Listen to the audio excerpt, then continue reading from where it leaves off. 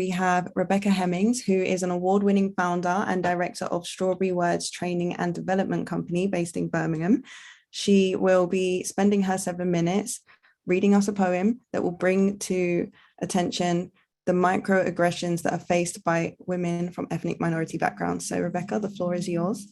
Thank you very much. And just to say, thank you, Lauren, for allowing this, or for permitting this platform to be in existence, because this is about having uncomfortable conversations. And often in my work, what I find is that a lot of ethnic minority women, non-binary people will say we don't have a voice. So you're enabling that by allowing this platform. So thank you. I created this poem specifically for this event, and it's called I Love You, But here we go. Dear white sister, I love you, I really do. From a younger age, I admired all the things you have and do. Growing up, first generation Jamaican in Aston, Birmingham, not having long flowing hair, I started learning then that you were the epitome of beauty and I was not. My afro was 70s wig that made people laugh a lot. I wanted to be a princess like Cinderella on TV, but none had my skin tone. They weren't brown like me. Dear white sister, I love you, I really do. The reason I'm here is to ask a favor of you. Can you please see me for who I am? A whole human being with dreams, hopes, and plans. I know you mean well when you say certain words. You'd never call me the N-word. That would be absurd. I'm talking about the microaggressions you shoot out every day, often without conscious awareness. Daily, they're fired my way.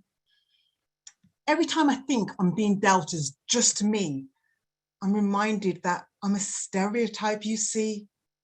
Let me break it down so it makes more sense. Gain comfort from the discomfort because this might feel tense. So what's a microaggression, I'm hearing you ask? It's when you treat me differently and I don't get a pass. My skin color is often seen first, like an Instagram filter entitled Cursed. They're messages that are communicated quite loudly. They say, you're not white, quietly, yet proudly. I'm invisible, not welcome, and cannot perform. You're not the gold standard. You're different to the norm. I know this may hurt to hear, but trust me, it's worse to feel. I know for you, it may not seem real, but believe me, daily I'm reminded I'm the other for no other reason, my girl, than my skin color. You say, you're so eloquent, but why the surprise? And I say, why wouldn't I be? And see shame in your eyes. You make quick assumptions constantly about my ability. I'm the boss, not the person you thought would make your tea. When you subject me to a mag, that's what I call them for short, you tell me I don't belong, I don't deserve support. You think it's a compliment to tell me my race you do not see, but what you really do is erase a huge part of me. I'm going to elaborate so that you really get it. Then please tell your friends so they don't forget it. When I wake up, I don't say, oh, I'm looking very black. When I brush my teeth, I don't declare, oh yeah, it's still black. I don't think of my color like that. I'm just me. I'm Becky, Rebbecca, Mom. I'm just me. But when I leave my house or turn on the TV, get followed around the shop or see Child Q on GMTV, struggle to find a plaster to blend in with my color, or find a nude foundation, a pair of tights, I start to shudder as I'm reminded, oh, it's because I'm black. I'm not seen as the norm. I want to shout that. Whether I choose to or not, my skin color is a part of my identity. I didn't make it that way. It's how the world defines me. So when you say I don't see color, what you're really saying is that racism is taboo and it's none of your biz.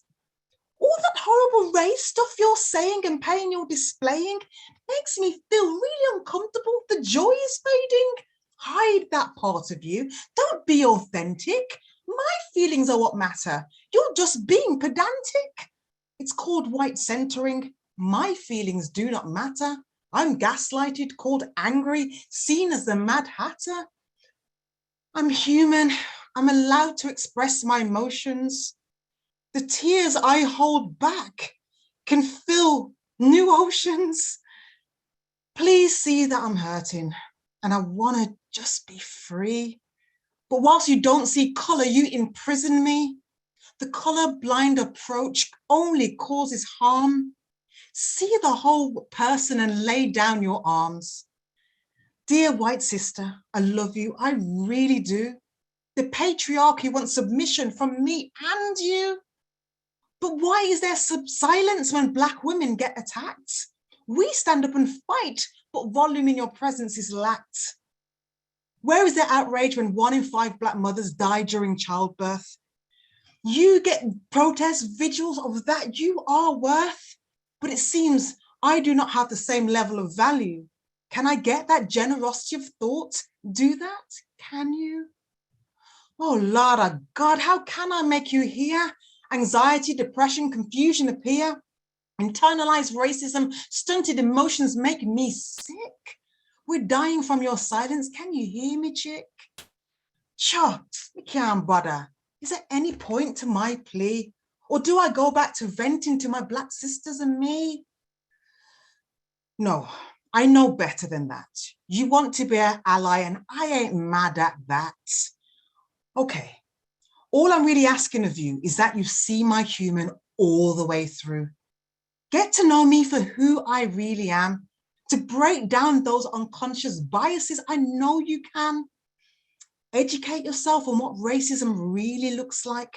Stand up and apologize when you don't get things right. We're all fallible humans and we all make mistakes.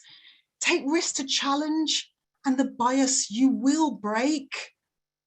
That's all I've really got to say. I hope I was heard, not as the angry Black woman, but as a person who's hurt.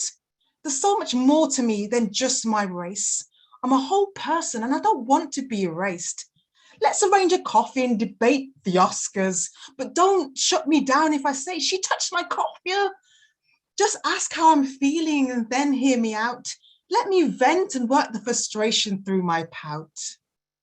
Dear white sister, I love you, I really do.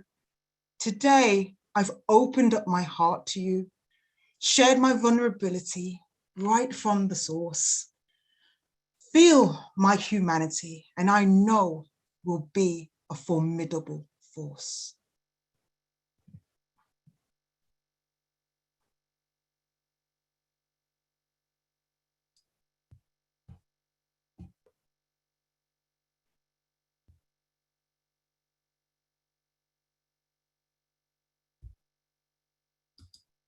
Haley, we can't hear you. Oh, sorry. Can you hear me now? I was saying thank you, Rebecca. I was feeling really emotional about that. I really connected with it. And I want everyone to write in the chat how they're feeling about it.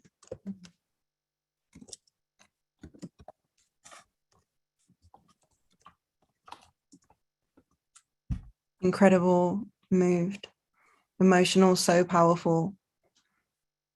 Yeah, open. No, that was amazing. Thank you, Rebecca. Rebecca, how can we help you? I know there was a lot of specific asks and requests in what you shared for the white people who are here, and that is, I'm listening. I know lots of people in the audience are listening. But looking at I know you run your own organization. You're on, you've got your very specific work mission that gets you out of bed every morning. Yeah. What can we do for you? How can we help? What you can do for us is to continue to educate yourself on racism, continue to be a part of those difficult conversations. Don't shy away from it. Continue to do your best to be allies as I am in other areas of diversity, and link up with me on LinkedIn. I constantly put out educational videos so you can just watch my page and you'll learn stuff. So yeah, just link with me on LinkedIn and enable that that education to continue. Yeah. Thank you. Okay. Well, I think I speak for everybody when I say you have moved the room and touched everybody with your words. So thank you very much.